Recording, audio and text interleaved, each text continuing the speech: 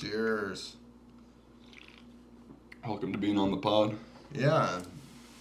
Yeah, Sleeping Giant, is that in Thunder Bay?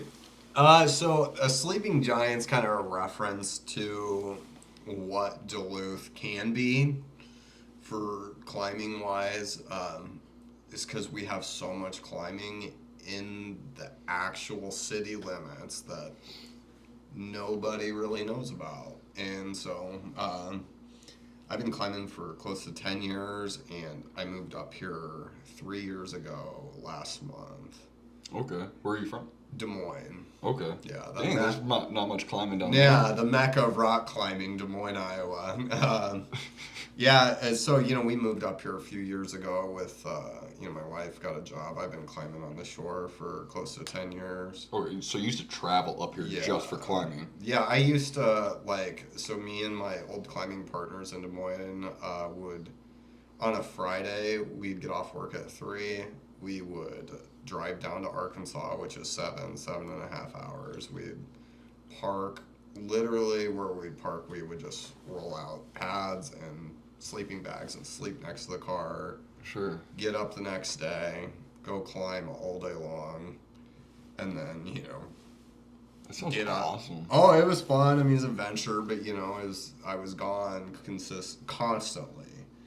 So every weekend I was gone from Friday all the way till Sunday Wife evening. gotta love that. Yeah, and that was, I'm sure she'd probably never admit to it. It's probably a little more taxing on our marriage than. Sure. But we moved up here, and I started looking around, and I started looking at, because the big explosion of climbing in Duluth happened in 2010. That's when it was really going off. There was this guy named Peter Dodge who's kind of he's just a larger in life character for me at this point because I've studied everything he's done. Okay. But he went around and he put up 60 to 70 new rock climbing problems, wrote the first guidebook for Duluth back in 2010. It was black and white and on a PDF, so you have to print it off. Oh, sure. Is a problem a slang term for you guys for places that are good for climbing? Yeah, so a problem, I forget I'm not talking to climbers. So when you go to a boulder, a boulder problem is typically from anywhere from 8 to 25 feet tall. Okay. And so when you're bouldering, you put pads around and you do it ropeless. Right, it's all freehand. Yeah. Considered freehand. Yeah, the technical term is free climbing because it's just you're using your fingers and your feet and you're free climbing. Right. But yeah, so you're bouldering and you go to about 25 feet tall. If you fall, you land on pads. So gym pads. There's climbing companies that bring their own pads. I have mine are 5 or 6 inches thick. Okay, so softer. Than they're way softer. Okay. Because so that's gotta not feel good from 25 feet. No, a gym pad is this. We had a buddy of ours fall off of one last year, and it was every bit of 25 feet. Fell 25 feet onto pads. He got a concussion and whiplash. Ooh. He's lucky, and he had only a few pads. Normally, when me and the group of friends go out, we have, normally 10 pads, and that's a lot for bouldering. But I'm almost 40 years old. I do not want to get hurt. Yeah, no, those taking even at just being 25. I have some degenerated discs in my spine and some wrist problems. And me and him used to go on adventures in the woods where we would bike. And I had an Olympic racing bike that has no shocks, but we'd go off trail. And so all that, and then I just realized, I need to take everything slower and safer because you feel it. And I'm only at 25, so I can just imagine. Oh, yeah, my hands just crack.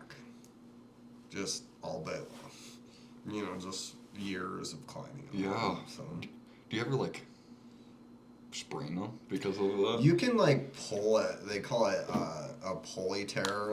And then you can audibly hear it. When it happens. I pulled this one, and it sounds like a. Ooh. It sounds just like that. You can look up climbing videos of people pulling, and it just sounds like. Not good when you're Jamie. high up. Look that up. Yeah, I'm just like, oh my gosh. But yeah, it's super not cool stuff to happen as that. Do you just push it back into place then? No, it's literally you can hear it pull like you're ripping a tendon. I think it's a tendon, or they're called pulleys. You just have to put it in a No, it's brace and just let yeah, it heal on its own. You take about 6 weeks off from climbing for any climber. That's very tough to do. I can imagine if you have a compulsive thing. All sports become compulsive at some Oh point. yeah, I mean it's one of those things where you start itching. yeah, you're just like yeah. I mean, I think when you kind of get into something that you really enjoy and you're like, okay, this is going to be my forever thing. And for whatever reason, it happens a lot with climbers. So, like, oh, this is my freedom, you know? Is it I know, like, obviously, since bouldering's probably not climbing the Corey or something like that freehand, there's still a lot of adrenaline behind it? Or is it more of the articulating? Typically, if there's adrenaline going when you're climbing, something's wrong. Like you're so dialed, like you do it enough to where, you know, it's more like you're just working on strength. And like for me, like the crux for climbing for me a lot of times is like the fear, getting over that fear. You know, because I'm a pretty strong climber, but like you can be strong and also have a lot of fear. It's all about how you dial in your strength and your fear ratio and like experience is going to be a big part of that. Because my first time, I would be scared no matter what, even if I'm good at breath work and good at all that stuff. Okay, it's tough because you know it's just like. Do you get the release once you're at the top? I mean, or is there like none of that? Like, well, it just depends. Like, I mean, so I worked a project for 2 years. Like, I obsessed with this crack climb for maybe it was 2 or 3 years. Where I mean, that's. I mean, you couldn't get it. Yeah, like you just kept trying. Yeah, and it was it was rated just a little out of my skill level, and so I worked on it for 2 to 3 years, and I finally got it, and it was like super emotional for like an hour. And then I was like, okay, what's next? You know, I think that's like, it's like with anything when you... That is with anything. Yeah, it's like, man, it's when you come to something, it's like on Kill Bill when she's like talking about how she's defeated her enemy on the battlefield. Do you feel like excited or sadness? And I think a lot of times that's for me is... You know, like people like, oh, what's your favorite climb? The obvious answer to me is always the next one. Cool. You know. Yeah. I like that. Needs to be written down in stone. Yeah. That's a good. Yeah, because I like that. I have a problem where I like to. It's not a problem necessarily, but I like to talk about past experiences a lot. Mm-hmm. I've realized to catch myself when I want to do that. This one time in the future, I want this. I'm trying to like practice the mind and that. That's a quote like that. My favorite's the next thing. Mm-hmm. I like that. I mean, it's you can look at it one or two ways. Like, oh, that guy's always moving, or that guy will never find peace with accomplishments. So you have to really... I relate to you a lot, man. Yeah, I mean, you can really figure that out. Well, that's a good strive, and if you didn't have that, would you just... Well, I'm okay with playing Black Ops 2 forever.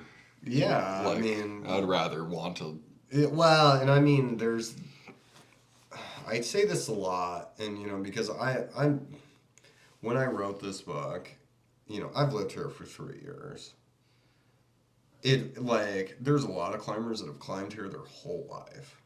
And so they like, who's this new guy coming in, writing this book? He doesn't know shit about our area, you know? And it's like, so when I dealt with that, you know, I had thought to myself a lot, you know, it was just like, okay, do I resign to, you know, because all these people that have lived here have never wrote a new book, you know? And so when you come down to trying to like fit into this community of Duluth and you're like, okay, writing this new book, I'm kind of stirring the pot a little bit because, you know, everyone's like, who the fuck is this? He's writing a new book.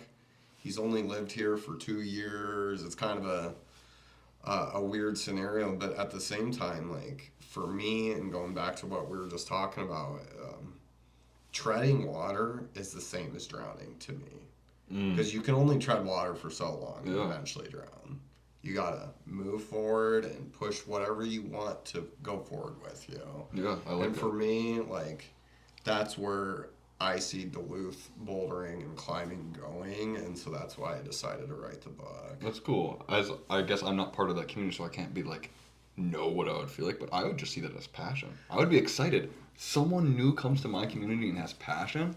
I like that. Oh, you know, and Shouldn't that be how people interact with each well, other? and so I have some of those, right, where people are like, great, you know, he's just doing it, and then you have the people that it's like with anything. That's true. That'll be Like true. all the fear of change, and at the end of the day, I think what me and everybody else want is the same thing. You know what I mean? So To climb a rock. well, Which to can't be go that climb, hard. let's develop our community. Let's put in a place where people like, you know, I hate the term safe space because I think it's just like it's just not a term I enjoy, but like a place people can go and be comfortable with each other.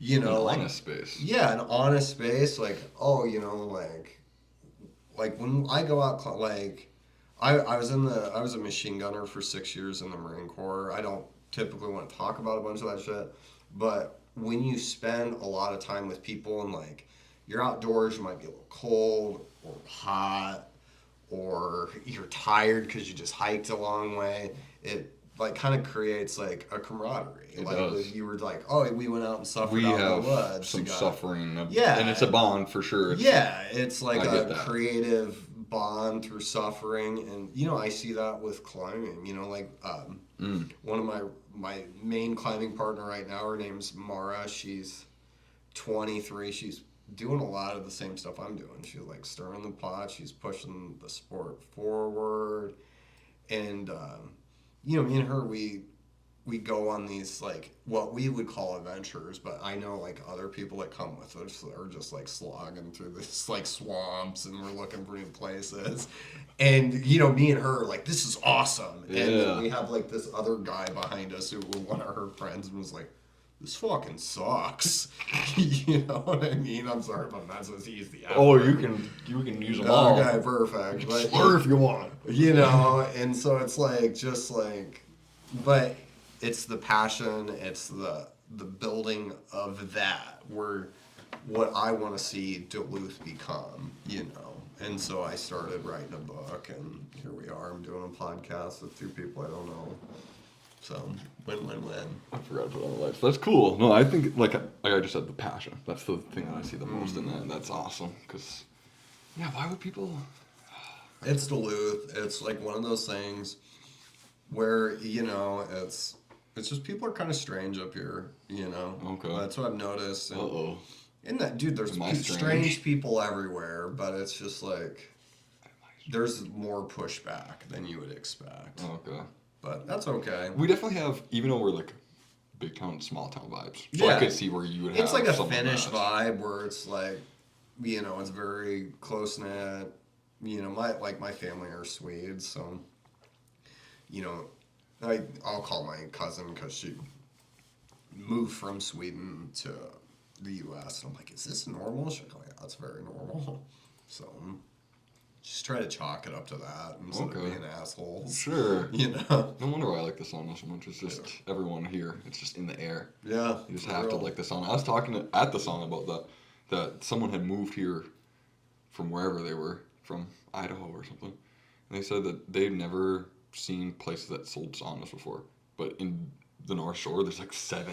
Yeah, I mean. So we definitely have that. Yeah. Oh, Finnish yeah. and Swedes here, because where else Oh, in America yeah. are you selling saunas? Oh, not in Des Moines. Not in Des You Moines. know, like, I was telling my wife the other day, you know, I was looking outside, it's like, you know, -5 or whatever. I was like, we're getting a sauna next year. Like, Yeah. I'm not just sitting inside looking at the snow. No, a sauna is a superpower, I think, in the Yeah, winter, too. yeah, it's like I do the Cedar and Stone. Okay. And we do one for our birthday or any sort of get together. We'll run a private sauna and just like have a nice evening. Yeah, cool. It's fun. Yeah, I love the sauna. Oh, me too. It's saunas and fires are like the 2 Yeah. spots where I like ground the most for whatever Yeah, reason. It's I like, had a fire this morning. I was sitting there just feeding it in.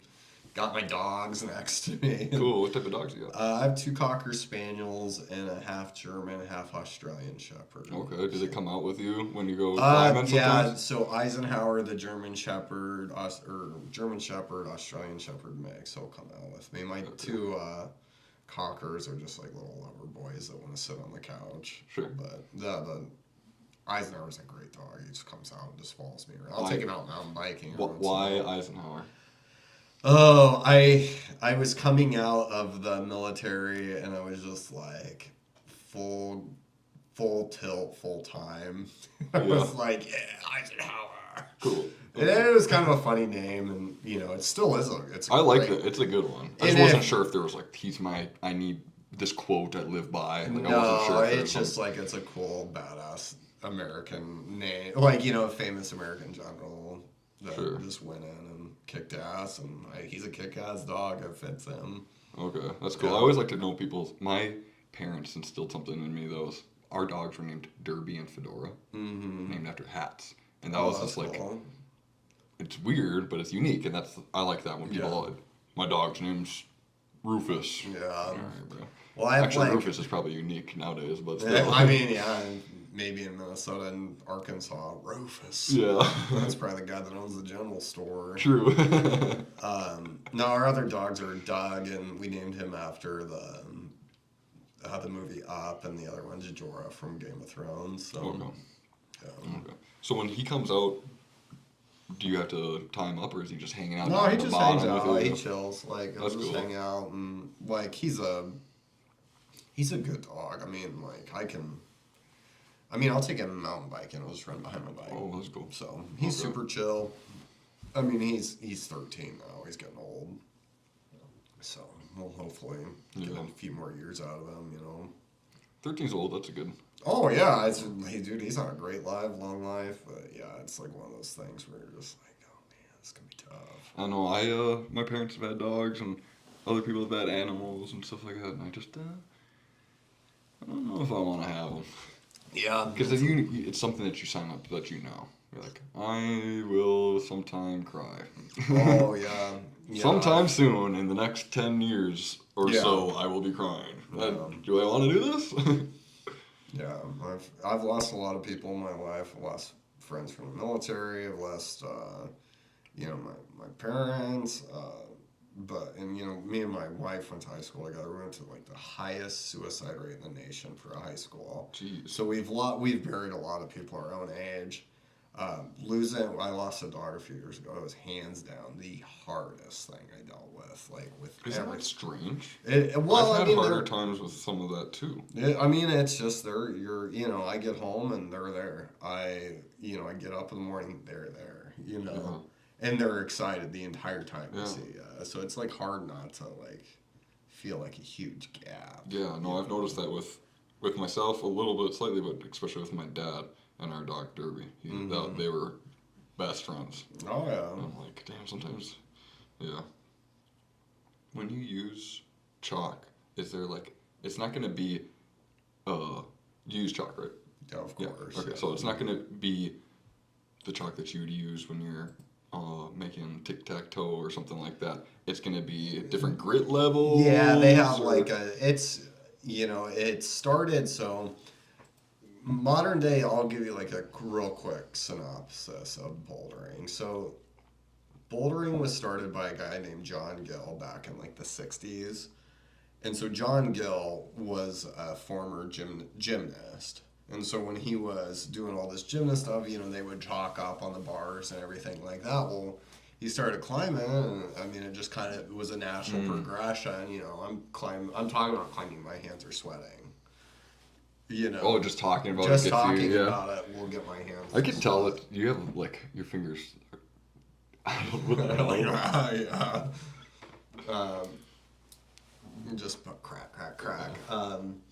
But yeah, so he started modern day climbing. He went around and at the time was, really rattling some of the golden era age of Yosemite climbers. He was putting up hard stuff on small things, and so there's this story he put up this 30-foot climb in the Needles of South Dakota, and he went there.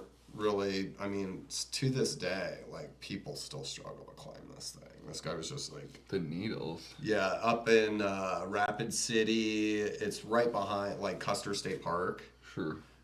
There's South Dakota's kind of like this low key mecca of rock climbing that no one wants to talk about because it's like, I can imagine what I've seen of like the Badlands and stuff like that. It looks very oh, like you're on Mars. yeah, well, like I mean, even like so I've climbed in South Dakota a lot, but like there's Mount Rushmore, and you're climbing literally like behind Mount Rushmore, like so you get to like Mount Baldy has some great stuff, but yeah, I'm really getting off track here. Sorry. No, you're good. So John Gill did all this stuff. Well, that's how like chalk got implemented into bouldering and climbing to where this guy brought it out and kind of created it. But North Shore, there's this like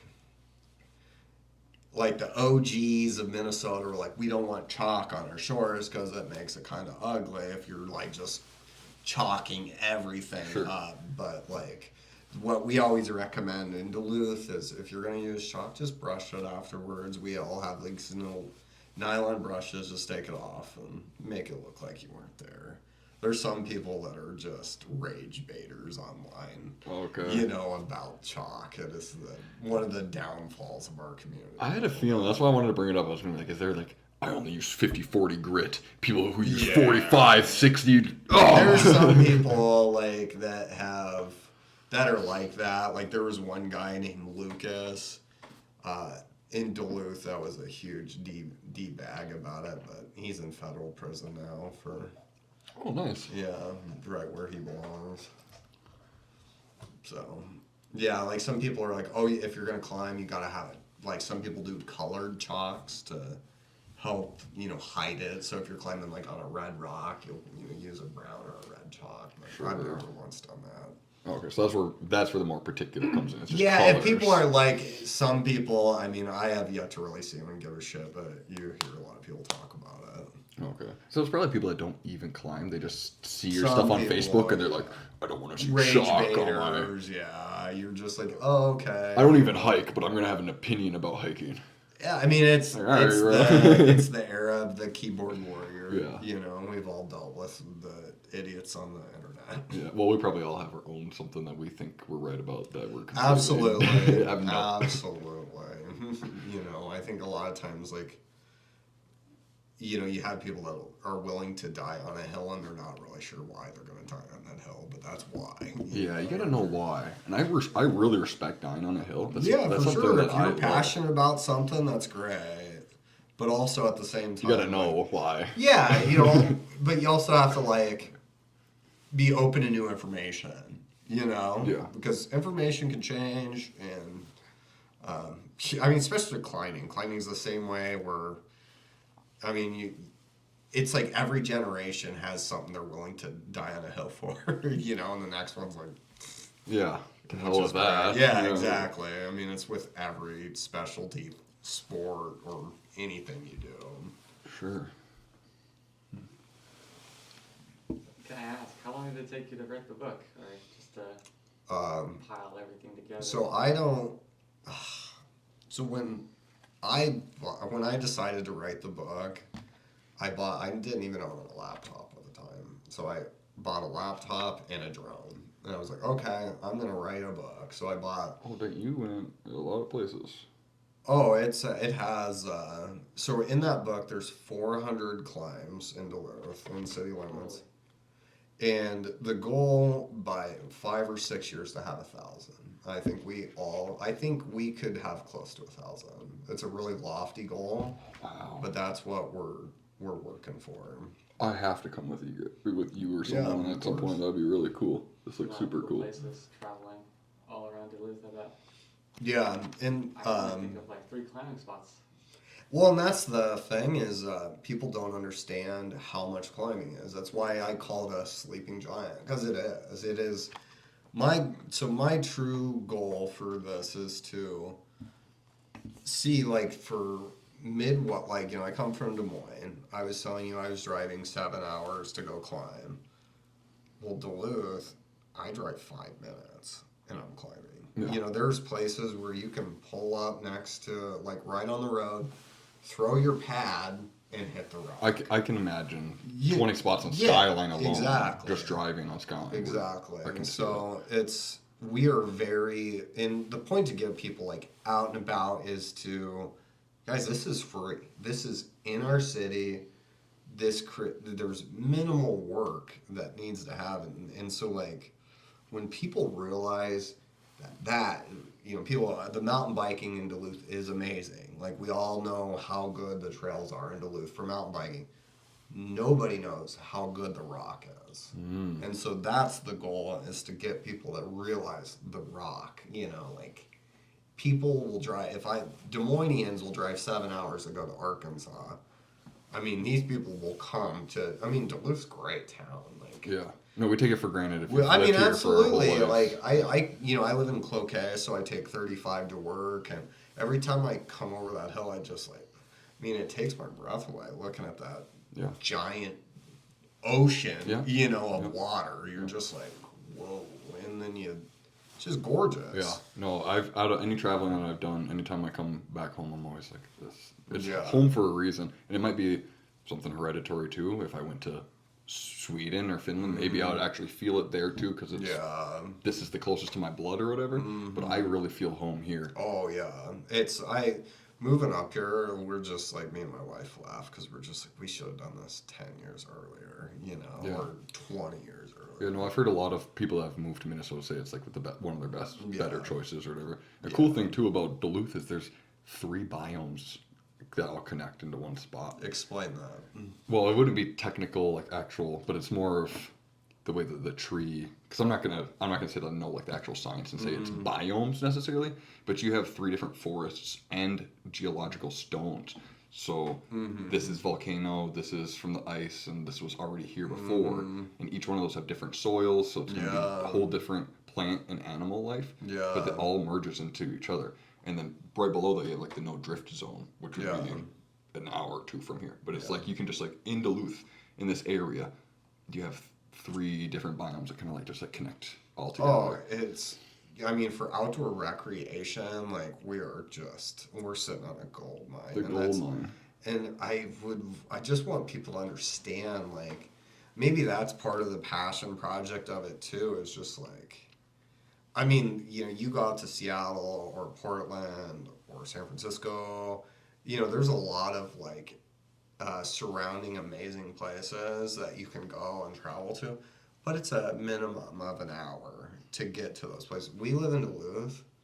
It's like when I was talking to a realtor, she goes, I think they did a trail survey, and it was within every home in Duluth, it's about 1,200 feet away or 1,200 yards away from a trailhead.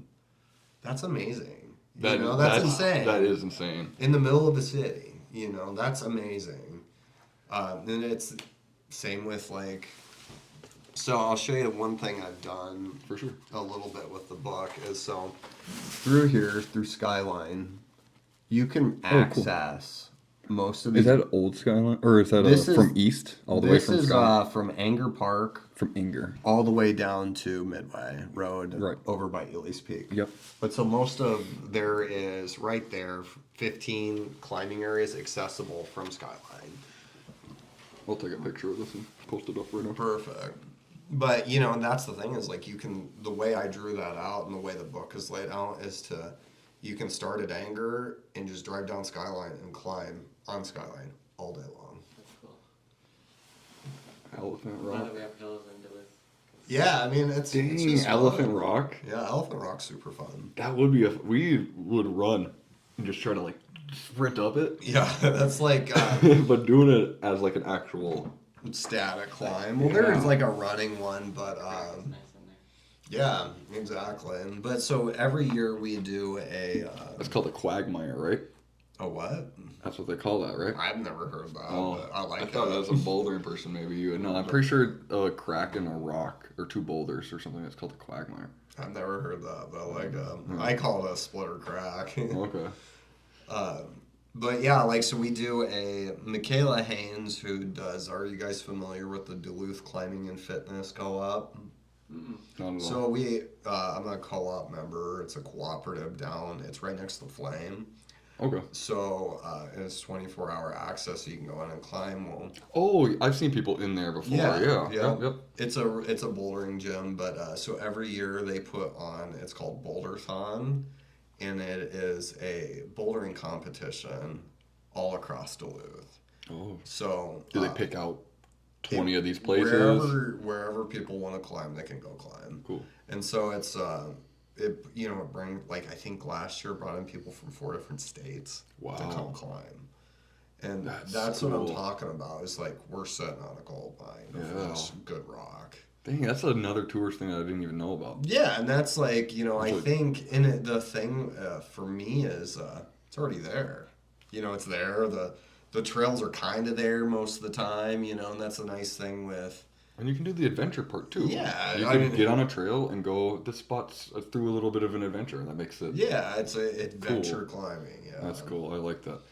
Yeah, that's... and, we're sitting there, and so she'll do this Boulderthon, bring all these people to Duluth, and they will climb. Like, we...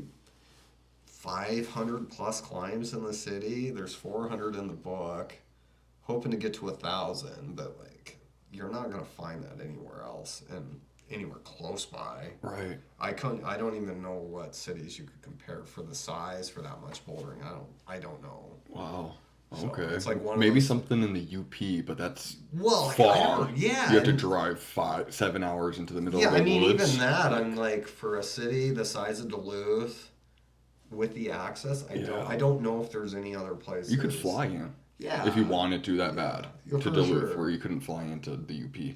Well, we have, 3 million people in Minneapolis? I mean, that's a lot of people. Yeah. I think you're saying, too, with, like, our mountain bike trails are cool and all, but that's, like, an $800 investment.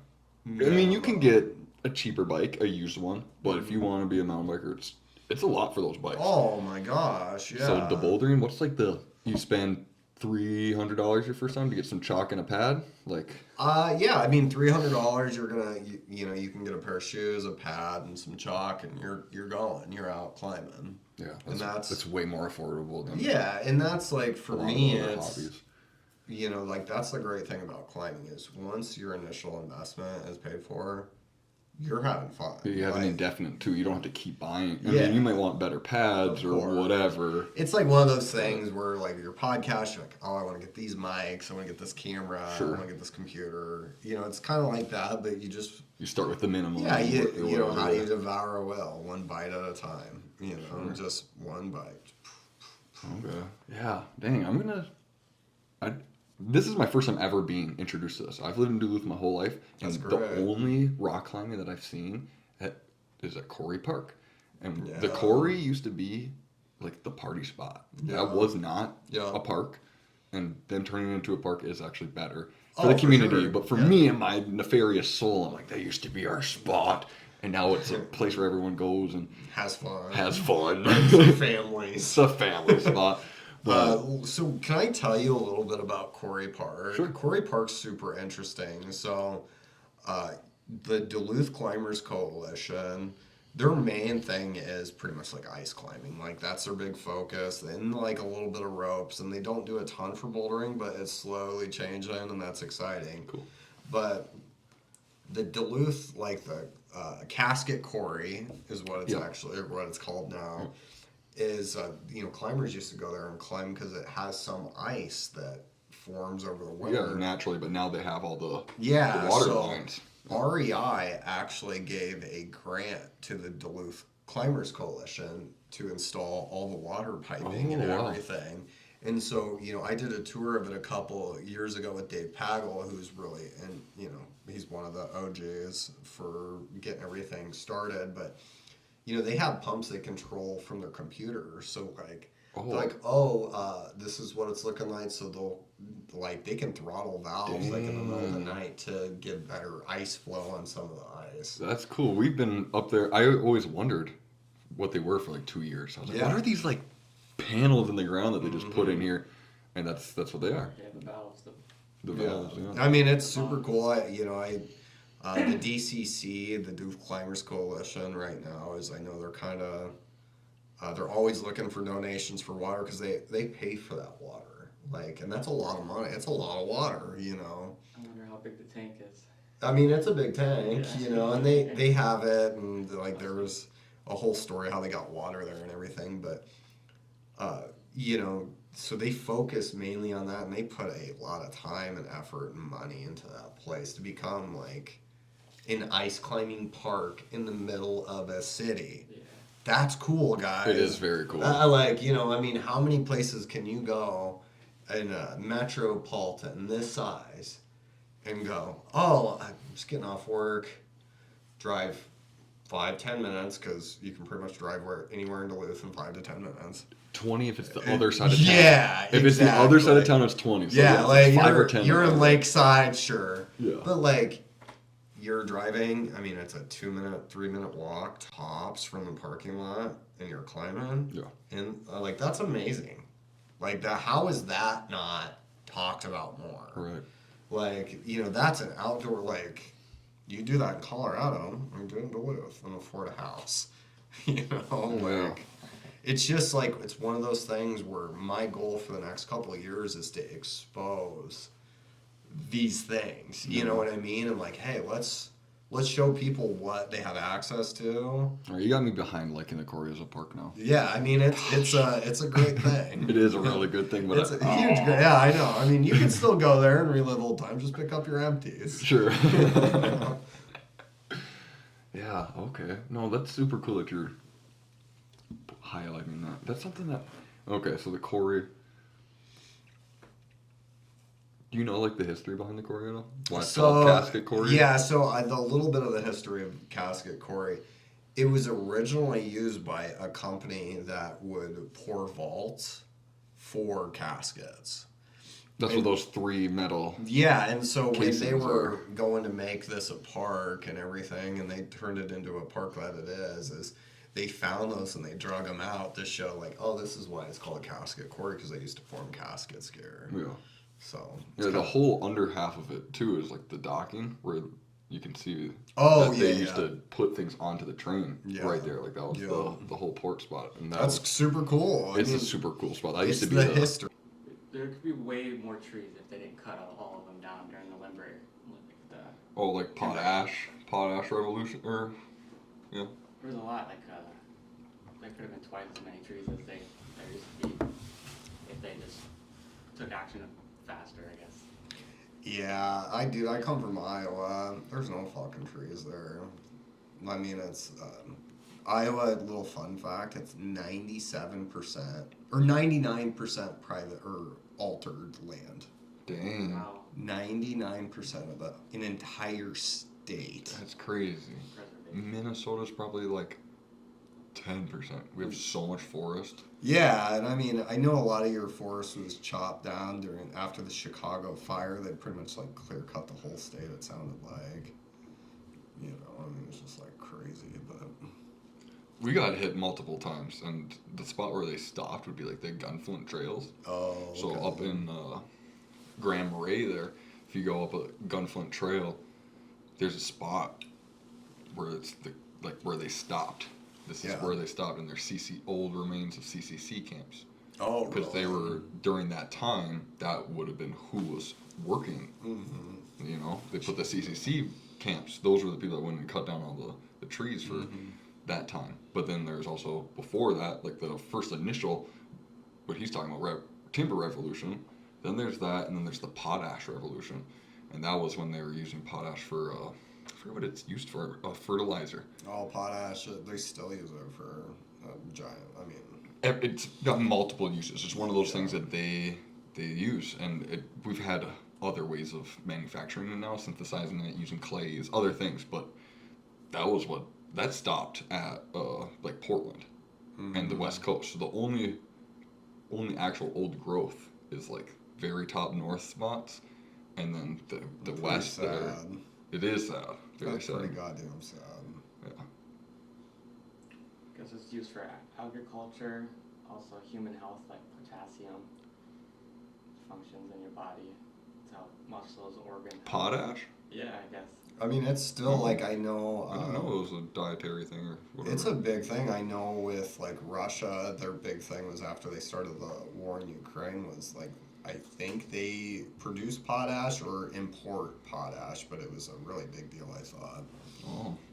It boosts crop yields as well. Yeah, no, I knew it was a big fertilizer thing during like the first big wave of agricultural before the Dust Bowl. Before they figured out that they got to keep some of the trees. Yeah, there's a lot of new growth. There's not a lot of old like trees because they Yeah. used it for all the building. I wonder how many places in the world, like, I mean, it might be 10,000 years ago now, so we think think of it as old growth. But how much of the world is like, like the Amazon? They talk about how it was all, they use lidar to see that it was all at one point civilized or agricultural, and then now it's considered an old growth forest. So what is like the circumstances to make something old growth? How many years and cycles does it have to completely? Yeah, I mean, that's a great question. That's a good question. Sure. I know, like, I mean, when you tear down like an old building, you see the old, like, you can like when you're looking at the 2x4s and stuff, you're like, whoa, these are like rough cut old. Yeah. Growth. Like they're way stronger, I think. But I mean, it's just part of like finding the balance between taking, and regrowth. And I don't know enough about it. So. Right. No, there's always a proper way to do things. Yeah. Yeah. I'm not an agricultural scientist either. No. If I come from like the home of agriculture, I tend to really hate it. Like everything about it, I just don't like. But. So for childhood down there, were you like on a farm? Did you have to do farm work? I mean, pretty much like everyone in Iowa's done farm work at some point. It's just kind of Shucking the corn. Like my wife, she was a not shucker, detasseling they call it. So you do that, or as a kid, my mom dated this stupid cowboy, so I did a ton of like calf roping events where you push the calves into the chute and shit like that. But horses, cows, pigs, like my family, my mom married a big hog farmer from Missouri. Just I hate agriculture. You see what it is, and you're just like, wow, this is very corrupt. Yeah, no, I like what do they call that? The farming, regenerative farming. Yeah, and that's should like, be. Everything should be that. You can do that on mass scales. Yeah, and you really like you see like for what it is like, like Iowa's corn is produced to feed animals that should never be consuming corn to begin with, so it makes them super unhealthy. Yep. And it's like there's not a lot of humanity in farming. I feel like it's just. I mean, I think with anything when it becomes for profit, you tend to lose a little like your morals. Yeah. I mean, a little bit. I mean, some people don't, but most places do. Yeah, and some ways drastically. Yeah, and it's like, man, I was a vegetarian for years and years and years over it. So I did vegan for 2 years, so that's I understand. Great. Yeah, I mean, it's just like it's a really corrupt business, and I'm just not a fan of it. Yeah, no, I feel you. My mom was vegetarian growing up. She never really instilled any of her beliefs, but just like seeing her sadness when it came around. Like she always really liked elephants, and it was like against the circus and stuff like that. So like as a kid, I realized like, oh yeah, you don't be That's cruel. kind of nice though. That's kind of nice, like where you're like, oh, like because I was never taught that shit. Yeah, I'm glad because that's the complete opposite of like, go cut its throat. Well, for real, like it's just bizarre. And I think like after I did vegan for 2 years, I also did carnivore for over a year because of my eczema, like I was talking about. Oh, okay. Did it as an elimination diet to see what I was allergic to and stuff like that. And so now I have like a healthier relationship with both sides of that stuff. Yeah. And like the regenerative farming, sourcing that from a well, and then being willing, I think too. I think people are so disconnected. Where I know people that are like anti-hunting, they're anti-eating or killing all the human things, but then they still like go and get a Burger King. Yeah. I'm like, come on, how can you be like so I mean, contradictory? We talk about yeah. contradictive, and Yeah, we all do it, so I don't like actually hold people too accountable. But I'm like, Yeah, come on, man. We all have weak moments, I suppose, but damn, that seems very contradictory. Yeah, and I don't know. It's just. You seem over there like you got something. Nothing. Oh, okay. You looking at me. I looked up the regenerative farming now. It's a holistic land management approach focusing on restoring and enhancing soil health, biodiversity, you know. You know, like when we used to look at like aquaponics and stuff like that. Yeah. That's a lot of what regenerative farming is having cycles where one thing feeds the other thing. So it's just a lot of cycle. It's the regenerative part of it. This does this, so this job does that, and you just study your biome or what you want, and that's how you construct your farm or because it could be aquaponics or it could be corn, but you would Everything have on it purpose. with goats because the goats eat the whatever, you just make sure that it's everything helps each other. That would be nice to have a farm like that, have some black walnut trees that have shade for your logs that grow the mushrooms. Yeah. And the berries underneath it, you know? Yeah. Oh, I mean, I think with, maybe I'm just cautiously optimistic, but I think with like the rise of artificial intelligence, I really feel like, because you can build whatever model you want. If that's something you want to do, you can just type it in, build it, and there's your ideas. Like, you don't have to pay someone to tell you how to do the shit. Yeah. So, like, cautiously optimistic, where I'm like, maybe we'll figure this out and use this for good, to where regenerative farming or whatever, like that. Like, if things were implemented, like we probably already have the technology. We know that we have the technology that has been bought out by other companies to be suppressed for years and stuff like that. But if things were to be, AI is going to be one of those things where they're not going to be able to hide things as much. Yeah. And if it's implemented well, exactly, like they talk about universal basic income and all that type of stuff. It's going to have to happen eventually. And it would open up all these actual creative spots for humans to, like, if we were licking a boot our whole lives, of course we don't love each other. But if we have time to paint each other naked all day, we're gonna Well, it's like this. I try to, coming from the military, you're always like, wherever you're at, you're stuck. That's always this feeling of just being trapped or stuck. Like, you'll be in a fighting hole, stuck, trapped. You're not leaving until someone tells you you're leaving. Like, you're stuck, trapped. It's kind of like open air prison. So you tend to like talk to other people that have very conflicting, like, ideologies or views. And that's the great thing about that is like we're having a conversation. I don't know what the fuck you guys believe, and I don't really care. We're just like talking. You're making your art, and I'm here to help, and I think that's cool. Yeah. I think that's important. More people need to just randomly do shit like this. I want to platform anyone on here. That's one of the biggest things. Is if you were like super this way or super, I don't care. I just want to be open and be a person with people. Yeah, and like you can have a talk and be like horrified at someone's opinion. Like, holy fuck. But at the end of the day, like when you kind of like open, you bring everything down, you have conversations.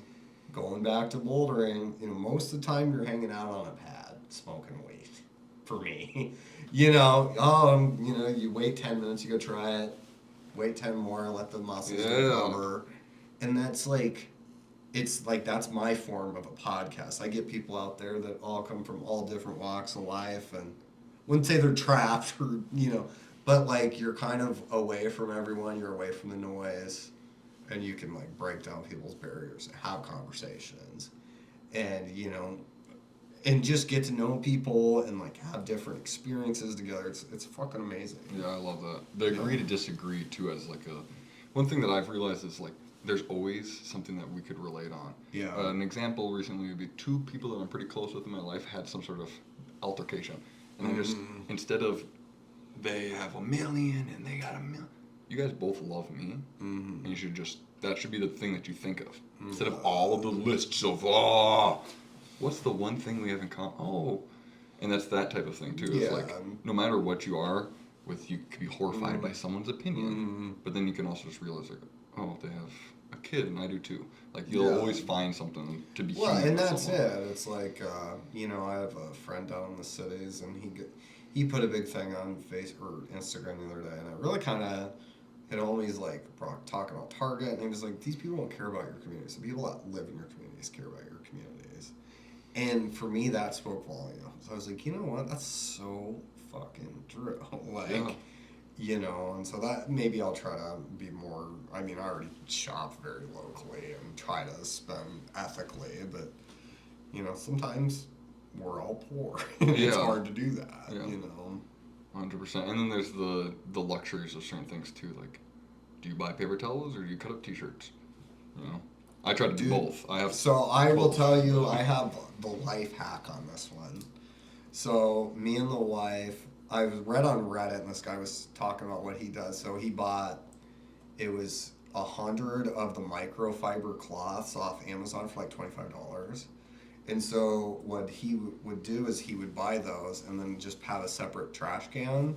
And so he'd use them, just throw them in there, and then once a week he'd bleach them all, run them to the dryer, then fold them. And so that's what we do. And it is, and we have 3 dogs, so we're always cleaning up something. Highly recommend, because it's like... Yeah, I've always done like cut up T-shirts. Yeah. So that's a good idea. It's pretty great. I mean, it's kind of be a pain in the ass folding them, but that's about it. Well, you could just have a bag. Yeah, you could literally just... My bag of towels. Yeah, you don't have to fold them. You just throw them in a freaking drawer. I ain't got enough time to fold towels. Yeah, get into the drawer, grab one. But, like, I had a friend come over, and he was like, you don't have paper towels? It's like, you need to cut down a tree to wipe your hands? And he was like, oh. The thing I like... I mean, when you say that out loud, it sounds so insane, One towel, that's like a whole tree, right? Well, I don't know, but I mean, it's just like one of the... No, I don't know how that works, but I just know that because they make the huge rolls at a time, and then that's what's turned into other paper products, But like, you go to like some of these deforested areas, and I think, I can use a cut up T-shirt. Yeah. Like, I'm cool with that. Some people just hop in the shower. Yeah, there you go. Something if you really have to. What?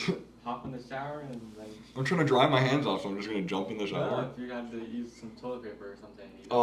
Yeah. Dude, for sure. During the pandemic, when everyone was like hoarding toilet paper. Yeah. I'm just like, I come from a plumbing background, so I was like, I'll just install like a sprayer. So that's like, oh, okay. Like a bidet would be kind of weird. I've never used one. I have. Yeah, I like the bidets. I like them too.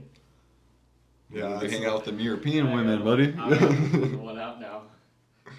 Yeah, It's good. Have you guys been to Europe? I'm assuming. I've not. Dude, yeah, gotta go. It's amazing. I would really enjoy traveling. Yeah. When I was a kid, I taught myself Swedish, and I was like determined to move to Sweden. Like, that was my ambition when I was in middle school, and then I went down drug land and had a kid, and life's different now. Yeah. But when I was in middle school, Comes at you fast. It comes at you fast. But middle school, that was like, I really wanted to live in Sweden, and I still want to travel. And who knows? Maybe when I'm older, there'll still be something I do, even if it's just for 5 years, just to see if I like it. No, I mean, there's no right or wrong to this life. 100%. You can do whatever you want to do. And you can do it whenever you want to do.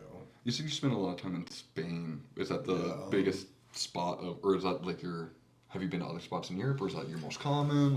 So it's kind of weird. So like my uncle, he like lived in Sweden for years. Well, it's a very strange story. So he was kind of like one of those larger than life characters where you're like, damn, this dude's got a story about everything, but he was so like cavalier about it, like never made a big deal about it. And he was just like, so he was in Sweden doing this. Well, he went down to Spain and he noticed how cheap the alcohol was compared to Sweden. So he get Uncle Mike, and it gets in his head where he's like, I'm going to smuggle this back to Sweden and sell it. because I can make them. Yeah. He was making. That's what I would have thought too. Yeah, so he was making $20 a bottle, like Yeah. 30 years ago. Like, so he was making money hand over fist. So he had this like Sprinter van or cargo van. You see them all over the place there. And he built a false wall, and so he put all the alcohol on the wall. Well, and so he would take this ferry, like at certain points where he'd get to customs, and he's like, they never ever checked me.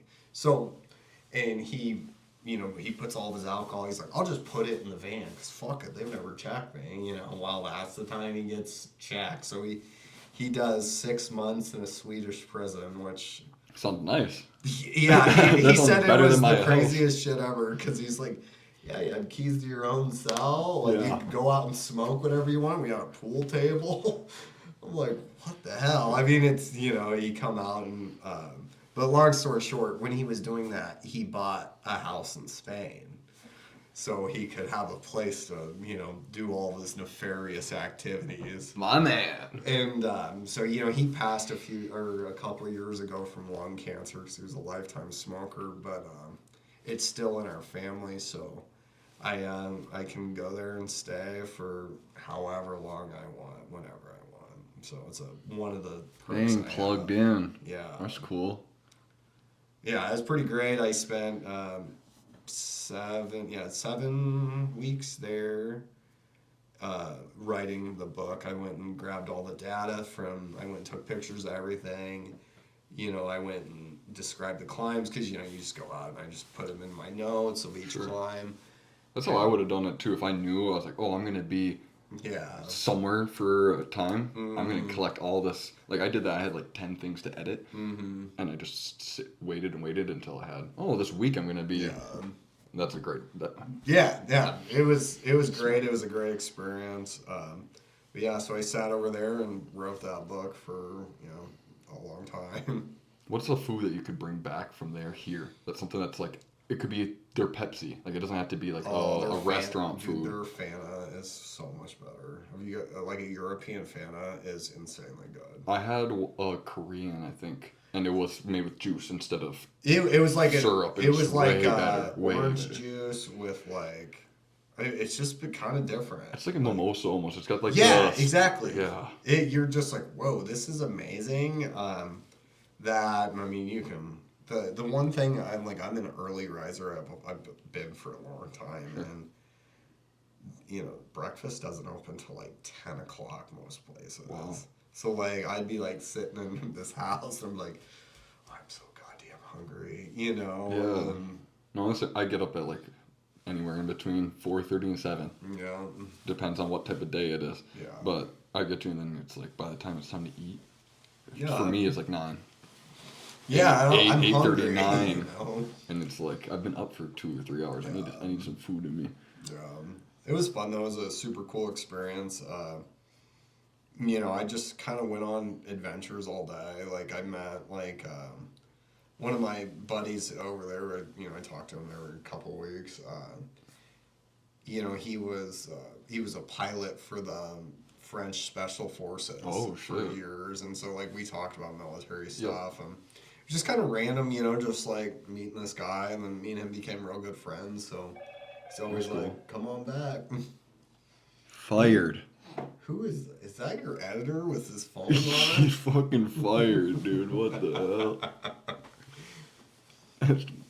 That's cool though. That's I've noticed that a lot of times, things that haven't worked out with me with people, not even oh, it didn't work out, but I'm supposed to meet this person and it didn't happen. Mm-hmm. It always, and I meet them years later, something like that. The universe or whatever things are very, I don't know, there's something mysterious about those type of situations where you're why? Everything seems to work out most of the time, or maybe it's just it's working out, or just the act of being okay with what's happening, so yeah. Maybe that's it. I just adapt and I go, oh, it's meant to happen.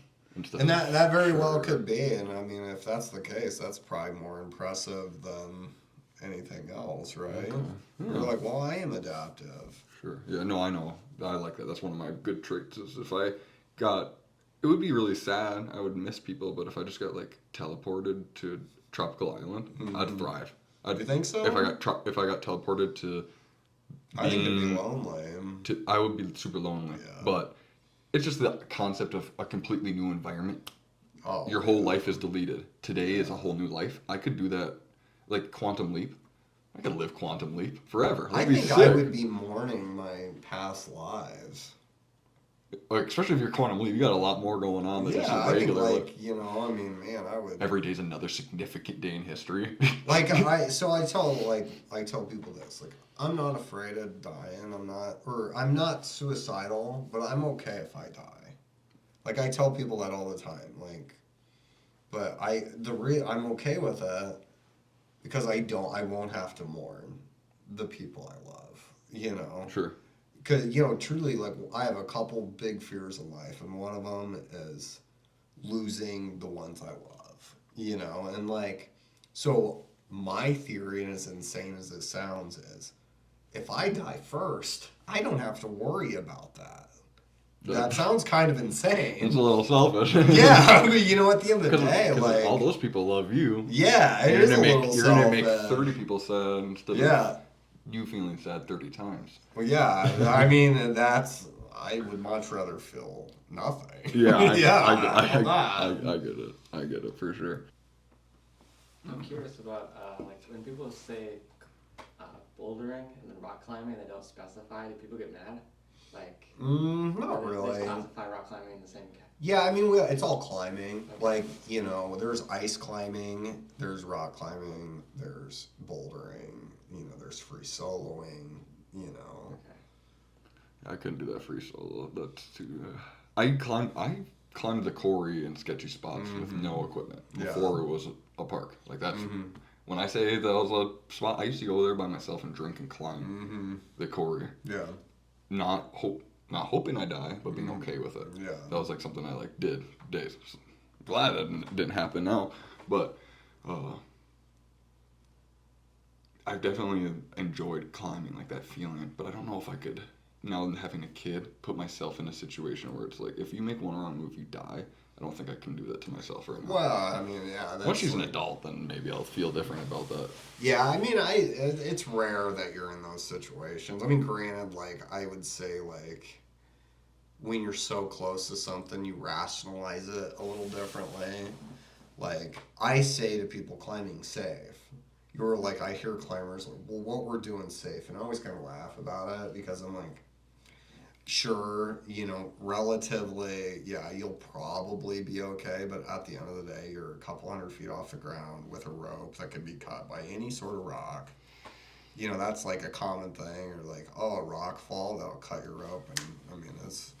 Or he smacks your dome. Yeah, hit you in the head, and now you're dead there, but like, I mean, rope cutting's a pretty common way to die climbing. Rope, like, most people die on rappels. It's like, it's 70%, I think, the going back down is the rappels. People, I think, they're hyper focused on the climb, and then they get pretty lackadaisical on rappelling. Like, you know, when you're rappelling, you can, if you don't tie like knots on the end of your rope, you can rappel right off the end of the rope 200 feet off the ground.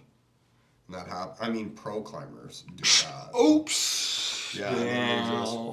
Right out your carabiner or your pulley system or whatever. Yeah, it happened to Brad Gobright. He was a professional climber. Just happened 4 or 5 years ago. Dang. Happens all the time.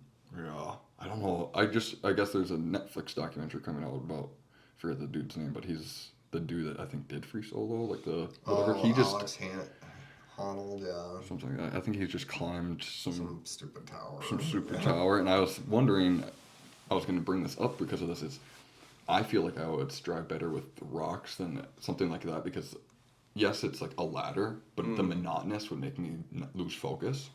Yeah, I mean, compared to new analytic and comparison, like it would keep you in the spot. Yeah, I'm more worried about like, you know, craftsmanship because you're as good as whoever put the bolts in that building.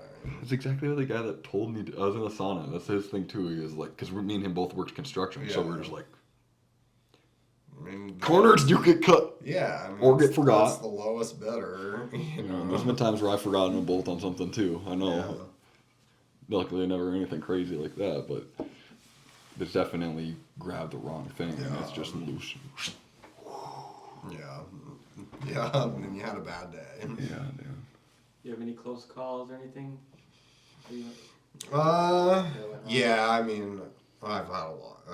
My wife's gonna watch this, so I won't tell you about all of them. But there's, yeah, I had one real close call that, I free soloed a route once during a storm. So, cause like I love her to death. Her name is Susanna.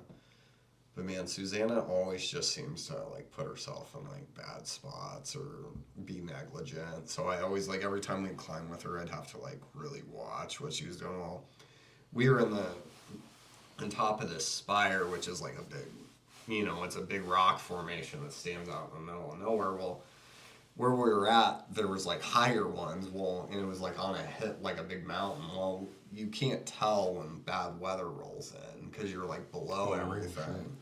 So we were up there, and it was just like we're having a great day, sun, and then it was just like black clouds. Like I mean, so we're up there, and we're just like, I'm like, oh no, like we are a lightning rod. We are on the top of the high formation, and we're like blobs of water. We're big flesh sticks. So I'm like, all right, like we have to go. Like Flesh sticks. So we start rappelling, and the way you rappel is you run your ropes to a halfway point. So there's like your ropes ran like this through two bolts. So you use two ropes to rappel. So when you get down, you just pull one side out and it pulls out. Well, I wrap off. Everyone wraps off, and Susanna is stuck up there. And I'm like, what is she doing? I don't know what. And I can hear she's trying to yell at us, and the wind's picked up, and I can't hear her, and she's stuck up there. I don't know what's going on. But she was like green enough to where I was, and by green I mean like less experience. Yeah. So I was like, okay, I have to go get her. So I was like, I could, ascend the rope, and I was like, the quickest way is to climb. So I just like went up there, I threw all my stuff back on my harness, and I just free soloed it to get where she was at. So I got to where she was at.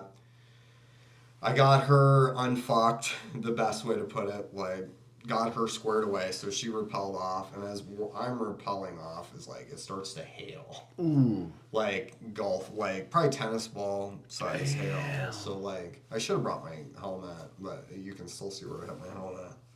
And repelled off, we all ran back. Oh, you had a helmet on? Yeah, I always and wear it's a helmet. And it's super dented, is what you're saying? You should send me a picture of that. I'll clip it in. Yeah, I'll show you. But yeah, so we like did that, but that was like one of the times where it was like the safest way. There's this saying in climbing is sometimes the safest way is up. And for that situation, the safest way was going up than going down. So I can definitely feel that just going. When I was stuck at the quarry, I was climbing up it. We all went to climb up it in the sunset. Yeah. And we went in the winter, and I got stuck on like a little ledge with ice, and I was in a spot where it's like I didn't know what to do. I had to do something, but there was no going down. Yeah. There was only going up. Sometimes the safest way is up. That's definitely That's true. like, it's a saying I think to myself when you're going through it, you're having a bad fucking time, or with whatever in life, the safest way is to go through it. Yeah. Yeah, not to tread water and drown. Yeah. I get that. You just sometimes just go. Anytime that I've ever tread water, I've fucking fucked myself. Mm-hmm. Yeah. I can acknowledge and notice it so much in my life now. And there's been times where it's like, it almost makes sense why you were, but well, it's like you got to get out of that. You got to start swimming again. Yeah, I mean, I think about how much money I've lost because of laziness. Yeah. I mean, think about that. Yep. You don't pay a bill because you're fucking lazy. Okay, there's a fee. You didn't go out and do that job because you were lazy. You lost all that money. I mean, there's a lot of potential out there, but if you can find a balance between laziness and work ethic, Yes. you're gonna be fine. No, that's something that I've been pretty vocal about on here recently, was that because I had started a podcast 2 years ago, and I was really in a deep groove for a while, and I had some tonsil issues, and I had to get emergency tonsil surgery, and things just were different. Me and my child's mother got separated, and I moved here, and I took like a little hiatus from this stuff, when I shouldn't have. But it was like I had to. Yeah, I mean, life comes at you, you know. And who knows if you'd be doing this in 5 years, 10 years, or whatever. Oh, but, yeah. you know, It's the swimming. If I quit doing this and painting, I would become an avocado bonsaier. Like, I always will be doing something. Yeah, that's kind of cool, though. I think, like, especially now with all the access that people before us have never had, like on specialty sports, like bouldering or avocado bonsai or podcasting. We have all the information to access and do it like no one else ever has. Yeah. And so, like, starting a business, like, dude, like 30 years ago, can you imagine not doing that without the internet? Or, like, you know, can't, because you're like, okay, so you'd have how to do I know get someone. a business permit, or yeah, how do I file for LLC? How do I get an LLC? Or I need an agency. Like, you wouldn't even know that until you filed. Sure, how, you know, like, Yeah. dude, we have so much access and the ability to do pretty much all of it from this. Yeah. Is fucking insane. It's like, so super insane. I think about that a lot. I'm like, you know what? Like, I have all this access that no one else had access before. Like, how am I doing things to make it better? Like, how am I progressing my life with all this access no one's ever had before? That's awesome. That's a good way to. I look at it like I've been preaching that. I had a flip phone for a couple of years because I like disconnected from that. My first phone was an iPod. It was my brother's hand-me-down iPod. But I grew up with a home computer. Okay. You know, we didn't have phones until I was like 8 or 9 or 10 or something like that. So I'm a little pre-internet. Technically, it was around, but it wasn't prevalent the way it is now. And realizing, like, I always say, when you go on your phone, know what you're going to look for instead of having it show you. But you can find, like you just said, anything you want to know, if you look it up, you'll find it. But if you let it control you, then you just go on there. Yeah, if you're just watching dog videos, you know, that's great. I love dogs, but, like, at the same time, you can go learn. It could be learning too, but one thing that I think is, like, when I go on YouTube, and if it showed me something that it told me, even if I found interest in it, it's not like an independent thought. It knows the things you like. So it is something that I like, but did I choose? It still chose it's super for me. horrifying. I mean, it's a manipulation tool in the wrong hands. Yeah, it creeps me out. Yeah. But like you said, with work ethic and discipline, if you can have it with technology as well. Oh yeah, I think. Then you can. I think we're at such an exciting time. Like. Yeah. Well, I mean. Be careful saying that. Yeah. I'm not gonna get into that. We all probably know how a rock climber that smokes dope feels about it. Yeah. But it's like we're at an exciting time to where we do have all these tools, and if they are used appropriately, our lives can become very good and easy. Yes. If they're used for bad, which they probably will be, they'll probably become worse. Right. No, we're definitely at that. It's a new age. I feel like it's starting. Yeah. I mean, it's just like we're kind of. We're leaving the bronze. You know, whatever we are now, whatever age we're in, is something's switching. We're moving along. Like we're like at that revolution that's probably bigger than like the car revolution. Think about that. Yeah. Like, you know, cars change society. We are at that level of change right now, and we're living through it as AI is taking control. Like, dude, my car drove here. That's insane. You know, like, that's completely insane. I can get in my car and I can hit a button. I'll say, I'm going to go down to Minneapolis today. I was thinking of going to the Mall of America, but can you find me a Mexican restaurant on the way that serves good beer to tacos? And add that to my list. I can just talk to it like that. It will do all of that. That's fucking insane. I have Army. Last time we went to the cities, he's sleeping in the car, and I I didn't realize I was on empty. I just woke him up and was like, find me a gas station. I gave him my phone and flying on the highway as fast.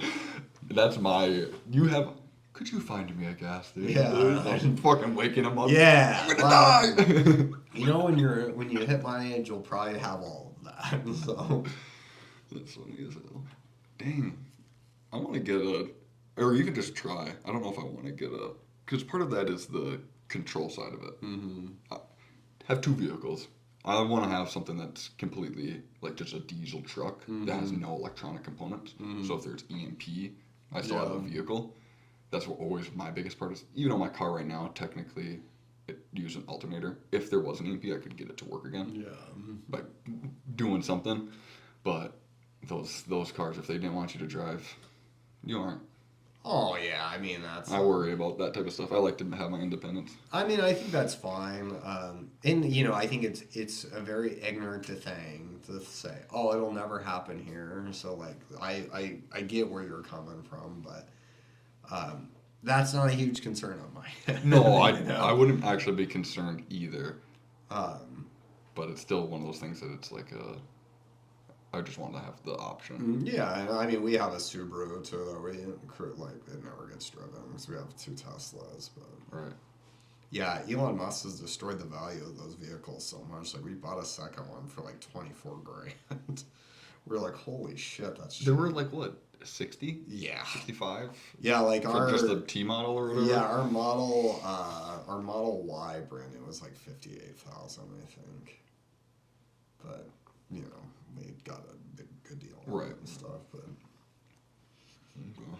yeah, so I mean, it's just like what we're talking about. We're living in a whole new revolution, and we're watching it all unfold. It's kind of weird. It's gonna get weirder. It is. It is gonna get weirder. There's still a lot of deep fakes, a lot of, like, you can look up stuff to tell it, like, if it's AI, just to, like, kind of check if it's AI. Mm-hmm. But they're gonna have that where it can't tell anymore. Well, I think like Where You're using AI to check if it's AI, is what you're they saying? have things where you can backdate it, see if okay. like somebody's made it. yeah, and I think they'll have that too. Like, I mean, there'll always be a signature to a code. Yeah. I think like, in my humble opinion, I think you may see another rise of mainstream media. And the reason I believe that is because it is so hard to tell what's real and what isn't. So if you have a media company where they say, hey,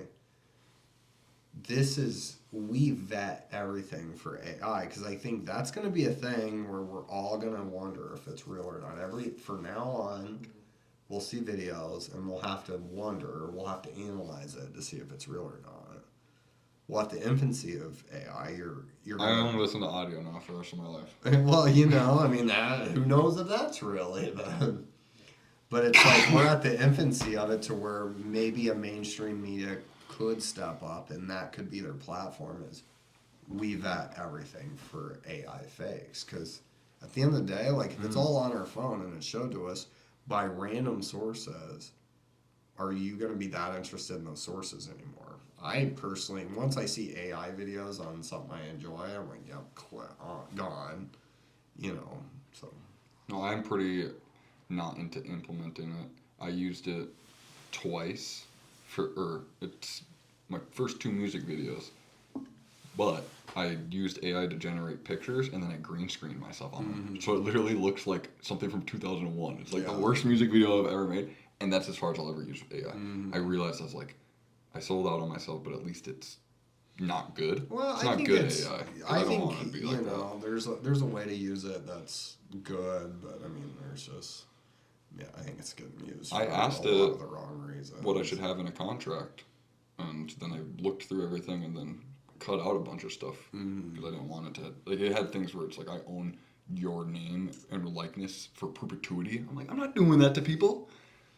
I can use you forever. Like, no. I'm gonna create an AI of you. Yeah.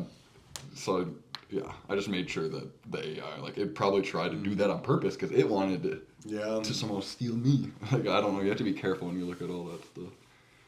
That's why I feel weird about it, because I'm very not formal. Like, I dropped out of school. Very anti-authority. If you told me, like, you had to do this or something, this, I always, like, ran away from that stuff. So I just, like... I was like that for years. I mean, the older you get, the kind of more it drops. So hopefully, in your case, like, you'll be like, yeah, who gives a shit?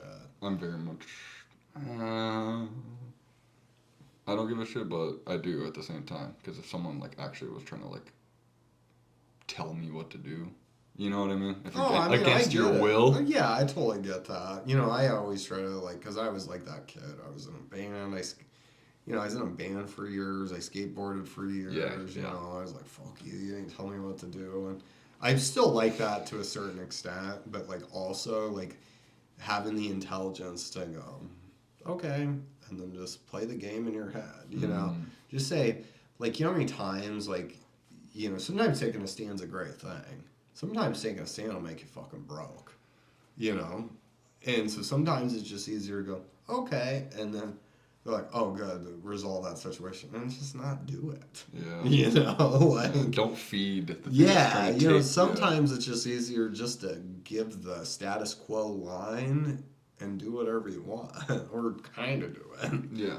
You know, that's like the biggest things. Where sometimes like with life, it's sometimes it can be a shit sandwich and you gotta take a bite. Where we're at, like, anyways, we're not like millionaires. I hope I see you guys in 5 years in this podcast. Like, you have like a Sean Ryan booth built or a Joe Rogan booth. I think that'd be cool. Thank you. Yeah, I mean, you never know what's coming at you, but until you get there, we all have to take shit sandwiches and eat them sometimes. Yeah, you know? I'm just smashing them every day. Yeah, sometimes you just like, yeah, you get a plate. Not too bad with chocolate milk.